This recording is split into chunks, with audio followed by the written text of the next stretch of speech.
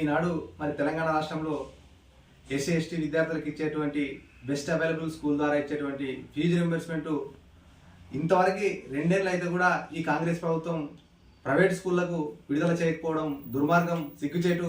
మరి ఇప్పుడున్నటువంటి ప్రైవేటు స్కూళ్ళ యాజమాన్యాలు తాళాలు వేసే పరిస్థితి ఉన్నది ఈ రాష్ట్రంలో.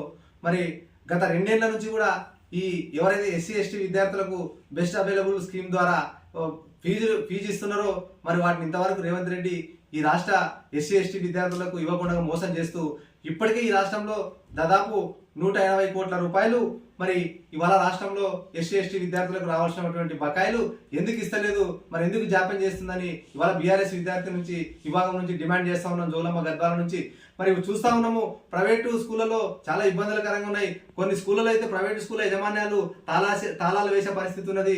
ఎందుకంటే బెస్ట్ అవైలబుల్ స్కీమ్ ద్వారా కేవలం ఎస్సీ ఎస్టీ విద్యార్థులు రెక్కాడితే కానీ డొక్కాడని పరిస్థితులు ఉన్నటువంటి విద్యార్థులు చదువుకుంటా ఉంటే ఇప్పుడు వాళ్ళ నోట్లో కూడా మట్టి కొట్టే పరిస్థితి ఉన్నది. మరి ఫీజు రింబర్స్మెంట్ రాక ఆ పిల్లలకి మరి పిల్లలు ఈ రోజు ఇళ్ళకాడ ఉండే పరిస్థితి ఉన్నది. ప్రైవేట్ స్కూళ్ళు ఇట్లా ఇబ్బంది పడతా ఉన్నాయి. ఈ రాష్ట్రంలో దుర్మార్గంగా వ్యవహరిస్తున్నటువంటి రేవంత్ రెడ్డి మరి ఇప్పటికైనా ఆలోచన చేసి ఈ ఎస్సీ ఎస్టీ విద్యార్థులు చదువుకునేటువంటి ఈ బెస్ట్ అవైలబుల్ స్కీమ్ ద్వారా చదువుకునేటువంటి విద్యార్థులకు తక్షణమే ఏవైతే బకాయిలు ఉన్నాయో 180 కోట్ల బకాయిలు ఈ రాష్ట్రంలో ఉన్నాయి. ఖచ్చితంగా ప్రతి పాఠశాలకు ప్రైవేట్ పాఠశాలకు కూడా తక్షణమే విడుదల చేయాలని డిమాండ్ చేస్తా ఉన్నాం.